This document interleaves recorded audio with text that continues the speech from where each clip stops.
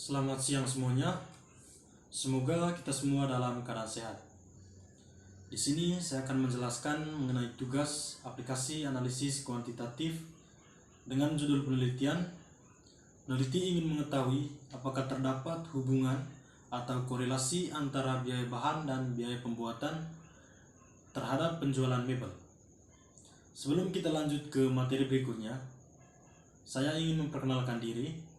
Nama lengkap saya Timotius Makul dengan NIM 18 21 1 11 777. Saya dari kelas KMBP semester 6. Oke, yang pertama saya akan menjelaskan hipotesisnya. Di sini saya sudah membuat tabel hipotesis. Yang pertama, penjualan mebel atau Y, biaya bahan X1, biaya pembuatan X2. Kita dapat melihat angka-angka yang sudah saya masukkan. Yang pertama, biaya penjualan 80.500.000, biaya bahan 10 juta, biaya pembuatan 9 juta. Selanjutnya saya akan menjelaskan hipotesisnya. Yang pertama, HO1, biaya bahan tidak berpengaruh terhadap penjualan mebel. Yang kedua, HA1, biaya bahan berpengaruh terhadap penjualan mebel. HO2, biaya pembuatan tidak berpengaruh terhadap penjualan mebel. HA2, biaya pembuatan berpengaruh terhadap penjualan mebel. HO3, biaya bahan dan biaya pembuatan secara bersama-sama tidak berpengaruh terhadap penjualan mebel. HA3, biaya bahan dan biaya pembuatan secara bersama-sama berpengaruh terhadap penjualan mebel. Yang berikutnya di sini gambar kerangka pemikiran penelitian di atas. Biaya bahan X1, biaya pembuatan X2 secara bersamaan berpengaruh terhadap penjualan mebel. Dan poin berikutnya, data-data uji validitas kuesioner DataView. Di sini saya sudah mengisi data-datanya dan saya sudah melakukan uji validitas data kuesioner tersebut menggunakan aplikasi SPS. Di sini kita bisa melihat data yang sudah tervalidasi akan muncul seperti gambar yang saya lampirkan di sini. Di sini sudah mengeluarkan pemberitahuan semua butir valid dari butir 1 sampai butir 10. Cara untuk menguji validitas data tersebut, kita menggunakan aplikasi SPSS. Setelah kita memasuki aplikasi tersebut, kita memasukkan data di variable view. Yang pertama di name, butir 1 sampai butir 10. Setelah itu, kita mengisikan butir 1 sampai butir 10 tersebut di label. Setelah datanya sudah terisi semua, kita kembali ke data view.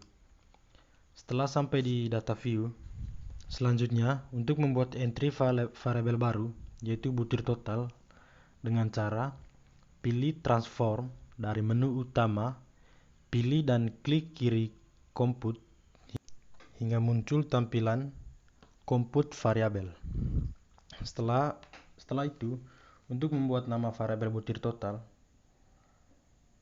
ketikkan dengan nama butir total di bawah dengan target variabel. Lakukanlah operasi penjumlahan dengan cara klik butir 1, tekan tanda panah, lalu tekan tanda plus, klik butir 2, tekan tanda panah, lalu tekan tanda plus, begitu seterusnya sampai butir 9, klik butir 10, tekan tanda panah. Setelah itu, klik OK. Dengan demikian, telah diperoleh variabel baru dengan nama butir total yang secara otomatis telah berisi dari data sebagai hasil penjumlahan dari butir 1 sampai dengan butir 10. Selanjutnya, pilih Analyze dari menu utama SPSS, klik Correlate, klik Bivarate. Akan muncul tampilan Bivarate Correlation. Klik butir 1 sampai dengan butir total lalu tekan tanda bintang untuk memasukkan ke kotak di bawah variables. Pilih korelasi yang dipakai uji validitas adalah korelasi person dengan memberi tanda centang. Uji validitas bersifat satu sisi, oleh karena itu klik one tile di bawah pilih test of significance. Setelah itu klik tanda option hingga tampak layar preferred correlation options. Klik continue. Setelah itu klik OK dan muncul output berikut. Setelah tampilannya seperti ini, kita dapat mengecek apakah uji yang kita lakukan validitas atau tidak. Selanjutnya, kita akan melakukan pengujian reliabilitas. Langkah-langkahnya, pilih Analyze, klik Scale, klik Reliability Analysis. Setelah itu, klik butir 1 sampai butir 10 sehingga semuanya masuk ke kotak di bawah items. Lalu klik Continue, klik hingga muncul output berikut. Selanjutnya, poin E.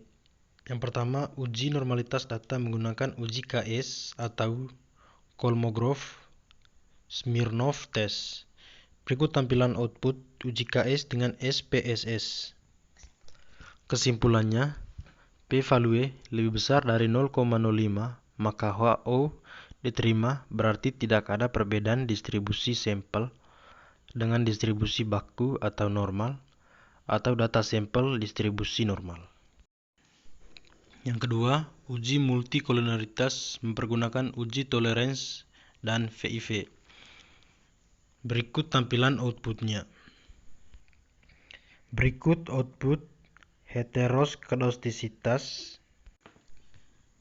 Yang ke F, uji pathnya dan tentukan koefisien pengaruh langsung, pengaruh tak langsung, dan pengaruh total. Yang pertama, output regresi model 1, dan berikut output regresi model 2. Yang terakhir, output uji Sobel pengaruh X1 terhadap Y melalui M. Dan output uji Sobel pengaruh X2 terhadap Y melalui M. Oke, sekian presentasi dari saya. Terima kasih atas perhatiannya.